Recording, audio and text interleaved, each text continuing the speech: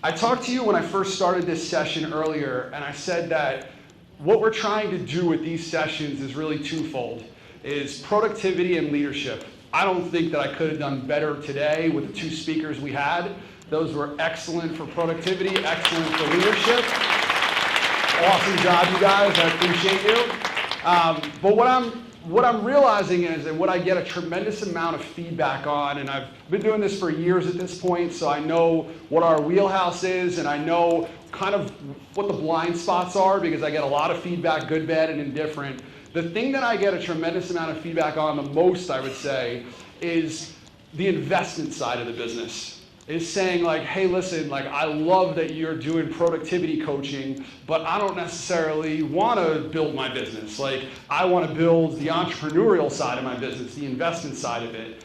I get all sorts of questions on that throughout the years. It's like normal. And what I started to think through is I was like, you know what, like, yeah, we're a real estate organization, obviously, but we're trying to help every one of you grow your wealth. Grow your generational wealth, however you want to describe it. So what I'm going to do for 2026 is I'm actually going to separate those two things.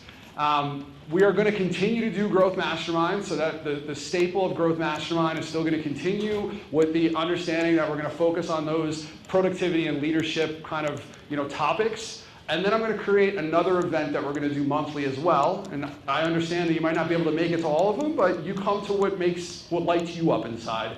The second thing we're going to do is called Reinvested. It's a play on real estate investment. And really what it is it's at the heart of it is trying to get at wealth building, trying to get you to understand different strategies that you could use to help build and put your money to work for you.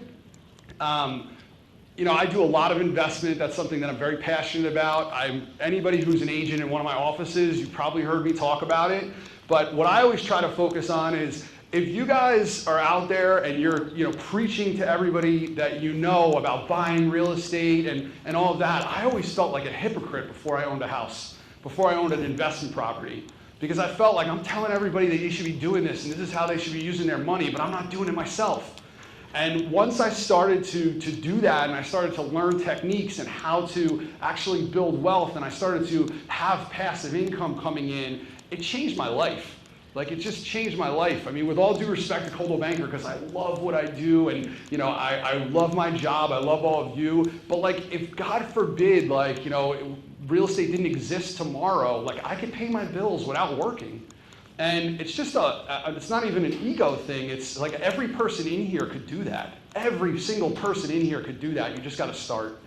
And I think that what I realized is there were some people that were a lot smarter than myself that taught me some skills and some ways to approach real estate investment and ways to look at, how to utilize my money correctly. And what I'm planning on doing is sharing that with you. And the structure is going to be a little different, whereas we extend these and they're kind of usually 3 speakers. We're going to condense it down. And the goal is really going to be probably 1 topic a month. And I'll just give you an example of what a topic would look like. It would be like, how do you evaluate a cash-on-cash return for an investment property?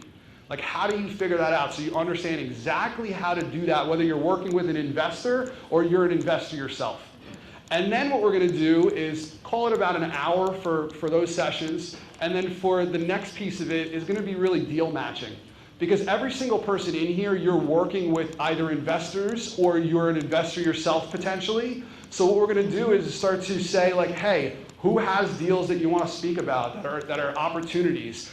I'm not going to just be closed-minded and bring it to the real estate community. I'm going to open it up to the lending environment and to different partners that could potentially be useful, like whether it's contractors and people that can help you flip houses and all of that, whether it's, think of the capital investors, somebody who has money but doesn't necessarily have the deals. Our goal, or my goal in this, is going to be to educate, but also to create a community and a network to actually help you really build wealth in real time. And that's what we're going to do. So I just want you to know it's already on the calendar. I put TBD in terms of the location because, quite frankly, it's new, and I figured I'd put it out to you guys and see how big the crowd is. If it's big enough where it warrants coming to a space like this, we will. And if not, we'll do it at different locations and kind of bounce around and figure out what's the right fit. Does that sound good? Yeah. So I'm giving you a little teaser. I just call this Smart Money Moves. And it's just an idea that I had about like something that I could show you of like what I would actually be thinking about when I do some of these sessions. So, wealth isn't built by working harder, it's built by directing money better. I'm listening to Patrick talk and I'm thinking to myself that like, he's not spending crazy amounts of money on marketing, but the money he's spending is very intelligent. It's like, hey, I'm gonna spend $20 here to get this tool, this AI tool that will help me stimulate my marketing faster and more efficient than I would have done on my own. Like that to me makes sense. It's a form of investing within your business, and that's at the heart of what I'm about to talk about. So I want to talk to you about the 4 paths to produce income. I've done a variation of this event probably 3-4 years ago, of this deck rather, but I changed it for today, so it's not completely the same. So 4 paths to produce income. For those of you who have never heard this before, and this is completely stolen from Robert Kiyosaki, so I'm not the owner of this information or the creator. So you have this thought process that the first one is an employee. Like, there are plenty of people in life that are employees. The problem with being an employee is you have a job, and that's fine, but, excuse me, I'm not even going to the problems yet. We'll get there. We're just going to go through all 4 of them. Employee, you have a job. Self-employed means you own a job. On the other side of the equation is a business owner. Business owner means that you own a system and people work for you. And then the 4th piece of it is an investor, which means your money works for you. So now I'm going to go into a deep dive on what these things actually mean and why you should be thinking about them in your life. So investor is where you want to be, just to be clear. And I realize that not everybody's there, and that's fine, but like in life, if you could aspire to be any one of these things, please aspire to be an investor. All right, so I want you to think of this concept of trading time for money. That's a big thing and a big deal in your life. When you trade time for money, you're at the mercy of how much time you have in the day. The restriction, it's confining. You only have so many hours in the day. You have to sleep, you have to eat, hopefully you have to bathe. Like, there are things that you do in your life that ultimately eat up some of that time. And quite frankly, you don't want to work 24/7. So this concept of like, hey, I went to sleep and my business is now shut off. Most of the people, respectfully, but I'm being honest, most of the people in this room go to sleep and their business is shut down. That's just the way the majority of society lives their life. And the reality is like there's ways to avoid that and to change that, and that's what we're going to get at. So first of all, an employee, 100% times 1 is your income. It's whatever I give, all of me, 100% of my time and effort is there's 1 of me, goes into my income. So it's you times your job is your income. Like if I work today, if I go out and I, make cold calls all day long and I land a piece of business, great. Like I've made some money. I've hunted and I've eaten. The problem with that is time. You don't have time to do a million things when you're out there hunting and gathering.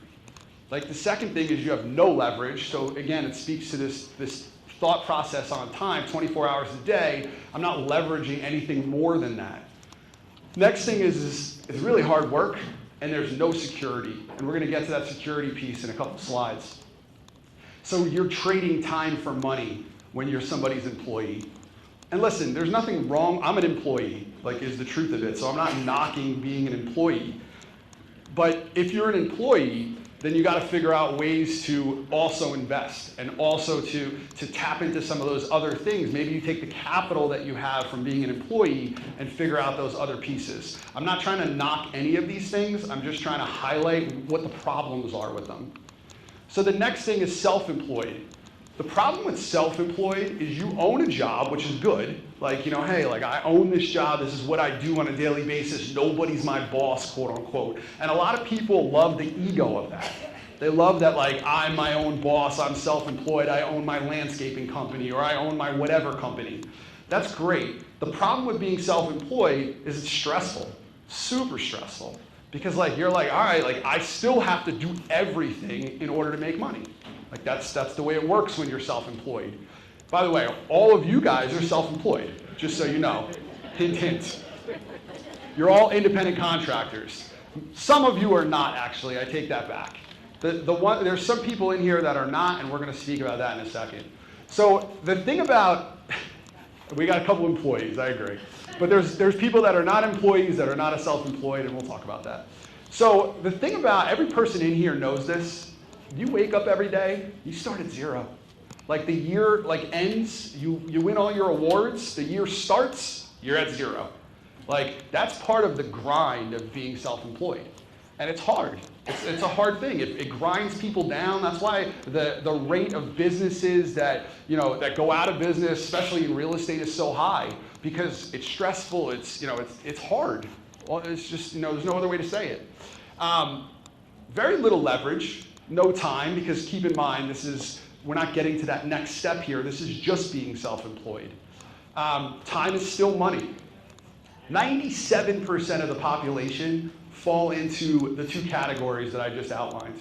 97% of the population are either an employee or self-employed. Now, 3% of the population understands that that's not the right way to do this if you actually want to acquire wealth and live a happier life. So a business owner is on the other side of the equation. That's number 3. The thing about a business owner that's a little different, and I put up very large-scale businesses, but it's true for other people in this. Like a team leader could be a business owner, depending on how you run your team. But and by the way, a solo agent could be a business owner as well. It's all about a big difference is systems. So when you start thinking about this, you own a system. You don't just own a business. You're not self-employed where it's like, hey, like I wake up every day and try to figure it out. No. You create a system for yourself that generates business while you're sleeping. It's the system that has the value. That's the reason, that's what separates it. Like, yes, we're all business owners in here, but how many people run your business like a business? And that's where you separate yourself. So people work for you in a business. And it doesn't necessarily matter whether you have employees or you have people that you're hiring to do certain functions within your business. I don't want to get granular with that. I don't care. The reality is you have a system and you have people doing things for you to leverage your time and leverage theirs. 1% times 100 equals your income, and the 100 is just kind of an example, but the thought process is you times people is really the thought. Is like you times people. It's not just 24 hours in a day. No, you have a system. You have people that you're working with that help you leverage and get more time, and it's your time plus their time together that equals your income. So while you're sleeping, your business is still going. You have leverage, which is monumental in all of this. Leverage is a key to this.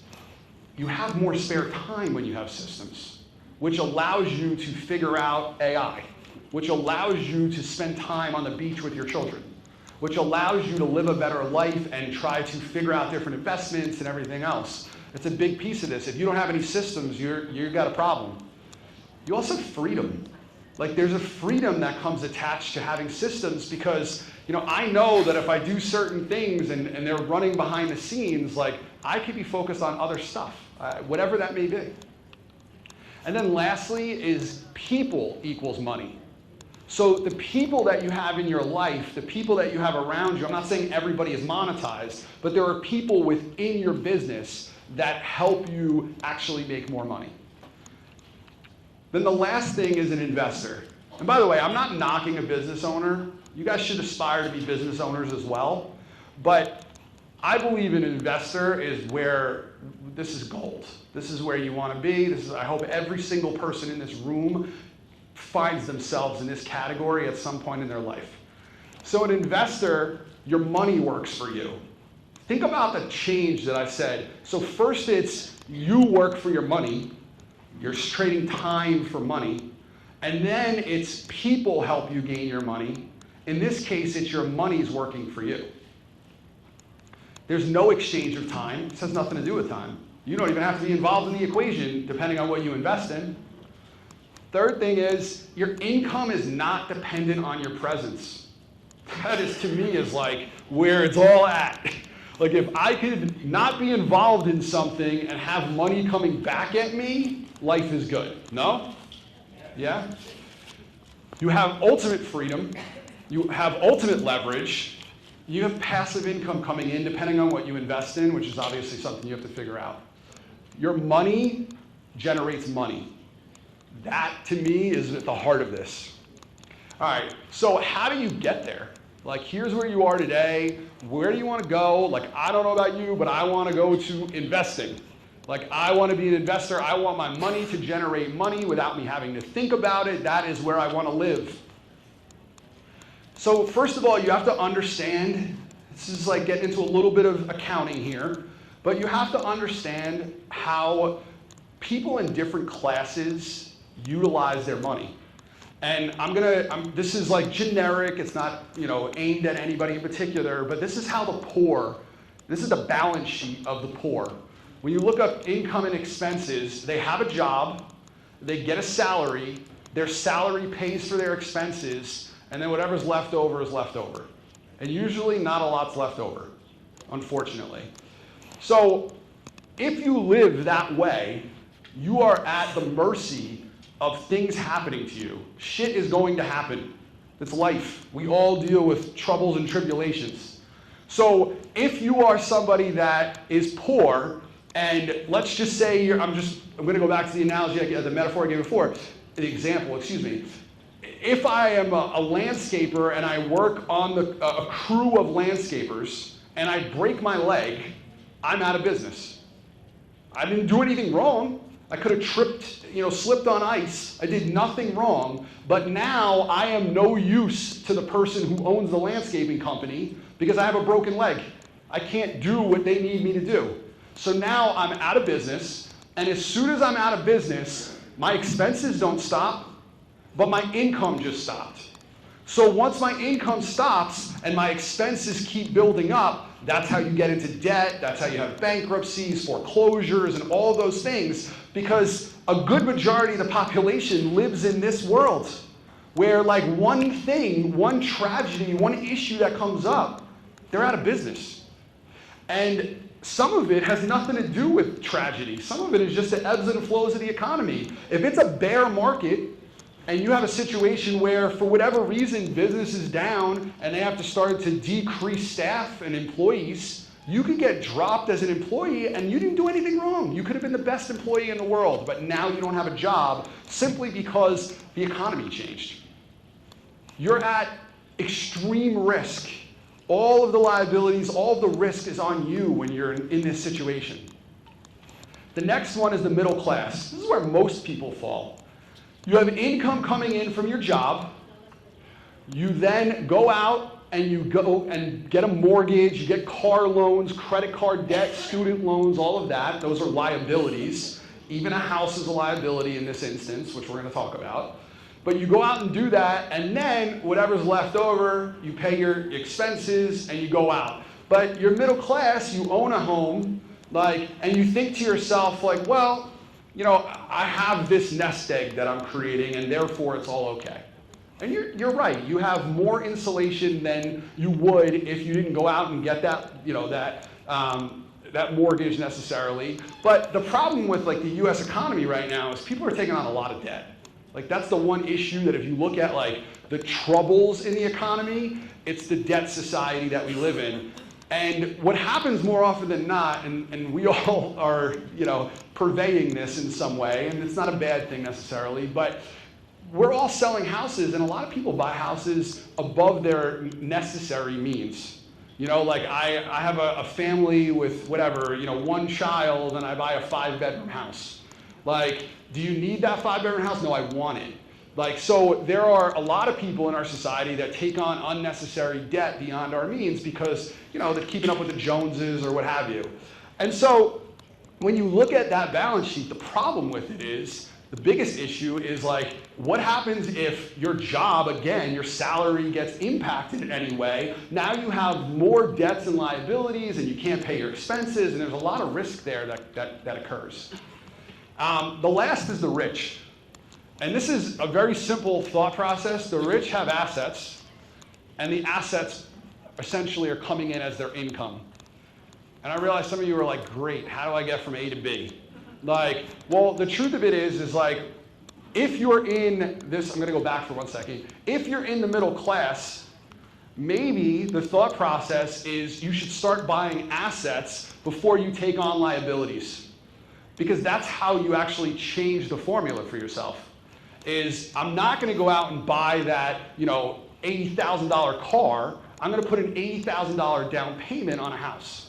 And I'm gonna buy an investment property that brings in passive income, because now, instead of taking on more liability, by the way, buying a house is buying a house. I could go out and buy my more expensive house, or I could go out and buy an investment property that brings in income related to that, and it's still buying a house. One is a liability, one is an asset. You gotta understand the difference between those two things, and your clients need to understand the difference between those two things. So this thought process, how do you get to the point where you have assets and you're rich? You buy them. You buy assets. You focus on assets. If you can't go out and buy real estate, start investing in stocks or bonds or notes, intellectual property, whatever it is. Like, you have to start thinking along the lines of buying assets. Like, every person in here should be thinking along those lines. So here's the bringing it down. The poor, they earn, they spend. Their money never compounds. The middle class, they earn, they spend, and they borrow. Basically, there's buying liabilities, not assets, what we just stated. The wealthy, they earn, they buy assets. Their assets are what pays for their lifestyle. And ultimately, cash flow is what funds their freedom. Simple scenario, but it's really powerful. All right, so let's talk about three things that, the three triangles that impact how you live, essentially, financially. First is you always want to earn more, so increase your skill-based income. That's what we're here for. That is what Growth Mastermind is all about, is productivity and leadership. Productivity is all about acquiring skills to increase your income. Okay, the next one is spend less. That's a hard one. A lot of people don't want to spend less, but I think that we'd be ignorant if we don't evaluate that side of the equation, figuring out how do we get a margin, because it's not just what we make, it's what we make plus what we're able to then take away after our expenses to the last column, which is obviously the profit of it. And then the last thing is invest better, compound intelligently. So we create profit from the first two. We earn more, hopefully we sell more real estate. Hopefully we don't outspend in terms of when we're building this real estate empire that we're all building. And then the profit side of it, we take that profit and we invest in assets. And if we invest in assets, those assets will pay us down the line or will compound, and we'll talk about that. So I want you to look at this and think this through. Category is needs, wants, and investments. Traditionally, 50% of your income goes towards your needs, 30% goes towards wants. In theory, 20% goes towards investments. I'll be honest with you, I've spoken to enough real estate agents. That 20% is astronomical for the people in this room. Just being real. Most people are not spending 20% and investing it, 20% of the income you make. And if you are, kudos to you. Most people are not. Honestly, I am, and I'm going to continue to do it for the rest of my life, and I'll explain kind of what that looks like in a second. But wealth builders, people that really want to focus on that, 40% should be needs. So what are you doing? You're lowering your standard of living in some ways. You don't need that $80,000 car. You buy it because you want it. You're lowering your wants on some level. There are things that you probably spend money on that you don't need. And I'm not saying that if you love that cup of coffee every day, great, drink the cup of coffee. But there are definitely things that we spend money on that we don't need. All of us, everybody in this room, myself included. Investments, if you could increase that percentage, you're going to win. And part of that is using the money that you yield from investments to go back into investments, which we're about to talk about. So treat investing like a bill you must pay. Every single person in here should pay yourself first. I've heard it before, it's cliche, do it. So I wanted to show you this because this is such a basic thing, but it shows you how impactful investing is.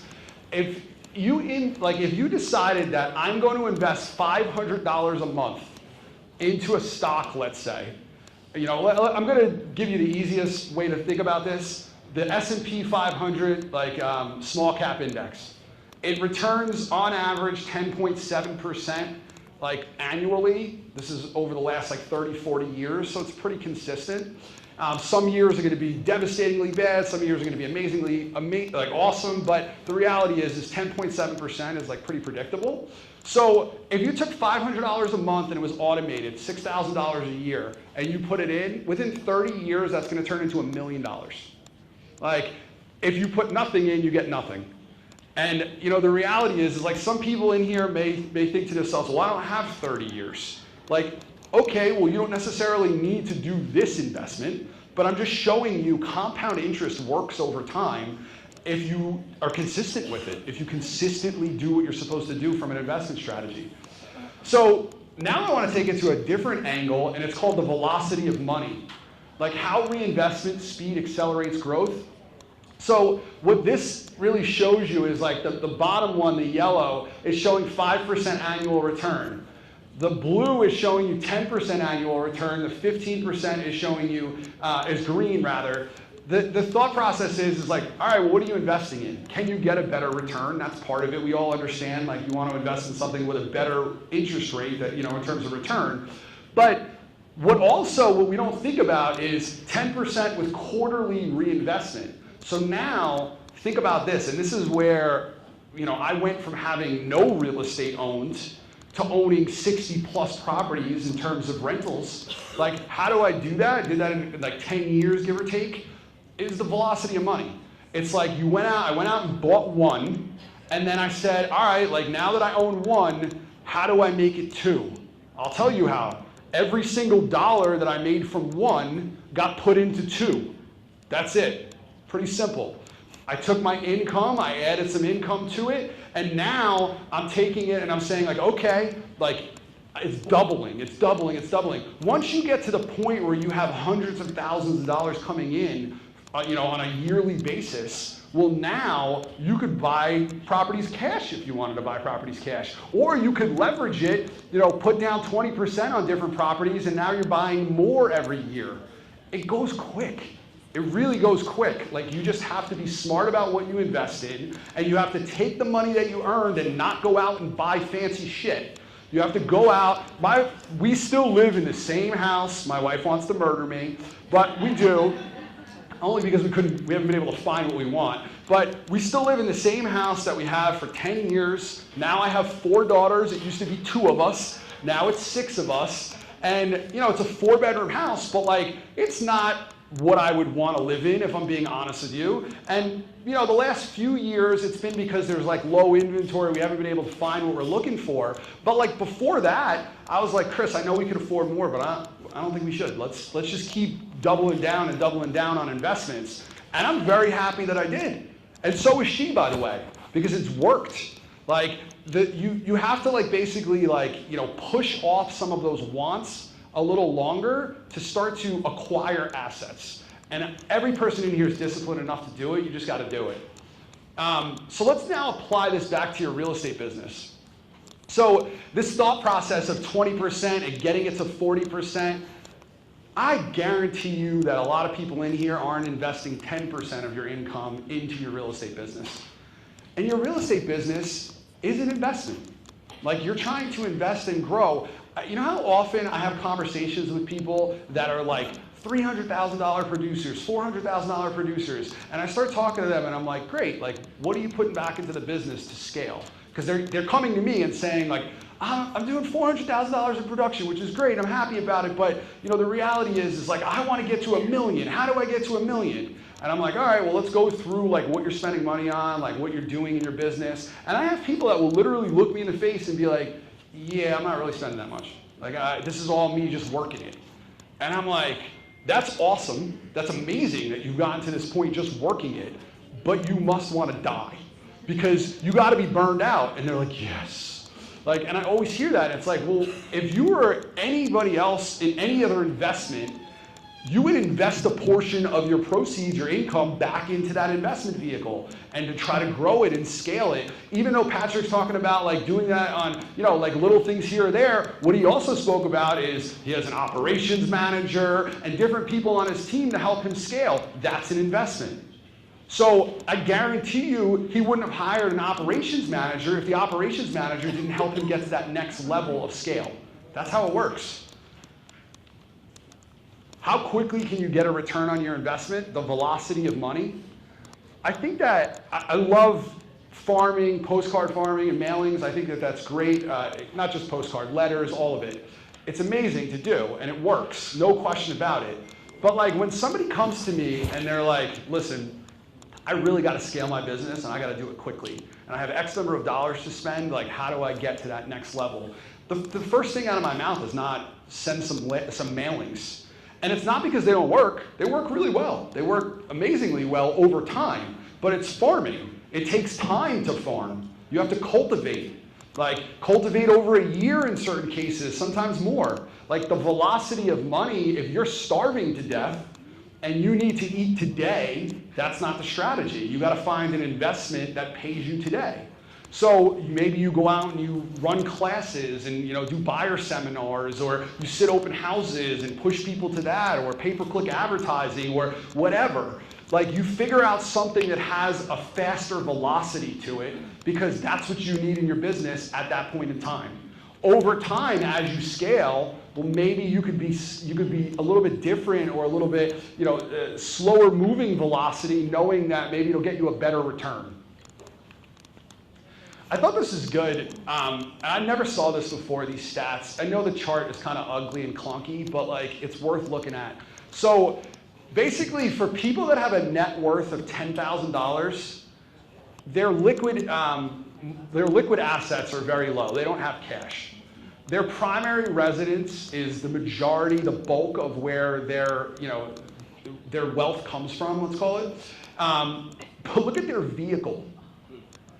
I mean, think about that. These are national statistics. Like the majority of the money that they have is in their car. Like I just think that's like makes me nauseous, really. But the truth of it is like if that's the way you're living, like you got a problem because if things happen, like you don't have disposable cash laying around. You have, we're talking about $10,000 in total assets. Like, all right, well now your cash is very little. Your retirement is what it is, but you can't really tap into too much of that. So then the next group down, the $100,000 group, their primary residence is the bulk of the value that they have in their portfolio. And that makes sense, because most people that are running around that aren't millionaires, that they're doing okay, most of their value is in the fact that they bought a house. We all know that, and if you don't know it, know it. It's the truth. It's a very important asset for somebody to actually grow and establish wealth. But then when you get into these lower tiers, what I find interesting is the primary residence starts to drop significantly. The value of the primary residence drops. Why? Because they're investing. You don't get to, from a $10,000 to $100,000 up to $1 million in wealth without starting to invest and starting to make smart decisions, whether it's real estate or stocks or what have you. And then when you get down to the lowest tier, 1 billion, business interests. Well, yeah, if I built Apple, naturally business interests are going to be more expensive than, or a higher asset class, so to speak, than my primary residence. So naturally what happens is it changes over time. But the whole thing that my takeaway from this, and the reason why I'm bringing it up, is when you start looking at your primary residence, the shift from the value of that primary residence as you scale up, and then how it shifts back down, it's all based off of investing. If you really want to get from, a lot of people in here are trying to get from 100,000 to 1 million, or from 1 million to 10 million. That's probably the majority of the people in this crowd. If you're trying to do that, you got to invest. You're not going to get there otherwise, unless you create some amazing business, in which case, you're few and far between. So I'm going to end with one last story, because I told you this is kind of more of a teaser than anything. So the story is this. Cammie, are you back there? I see her chewing her food. Give a wave. I'm sorry to interrupt you. She's like, why are you doing this to me? So, yes, I'm promoting Reinvested, and yes, I believe that this is important for every person in here. But I want to show you why I believe it's important, and this happened this week. It is fresh, and it just was like the perfect way to talk about why this matters. To me, I think a lot of people in here are uncomfortable talking about money. I am not uncomfortable talking about money because when you talk about money, good things happen. And I'm not saying I'm obsessed with money, I am not. I'm obsessed with freedom, I'm obsessed with opportunity, I'm not obsessed with money. But what I will say is, when I talk to smart minds about money, I learn, and I make smarter decisions about money. So last week, give or take, I was sitting in the Livingston office. Dan Mancuso came out, did a great presentation. And I was there, and one of the things that came up was about LLCs. And it was like somebody asked a question and said, I want an LLC. Like, when is Coldwell Banker going to allow for us to pay our businesses through an LLC? And I opened my big mouth and I said, why? I said, why? For what reason?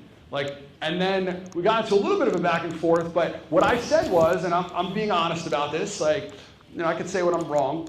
So I said, listen, I just think an LLC makes no sense. I've had an LLC in real estate before it was outlawed. I had it grandfathered in. I built a team. And what I find to be kind of useless in having an LLC in real estate is that you don't need the protections, the liability protections that you get with an LLC because you have E&O insurance. You have legal assistance. So what's the point of the protections from liability perspective? And then the next piece was, all right, well, if you don't need the liability, what is the tax benefit? Because it's essentially a pass-through. You're all 1099 in here. You get the same write-offs that you would get with an LLC. And in New Jersey specifically, you're not able to take team members or any of those things and actually use that to your benefit because it's got to be something that you own, it's a solo LLC. It can't be jointly owned or anything like that.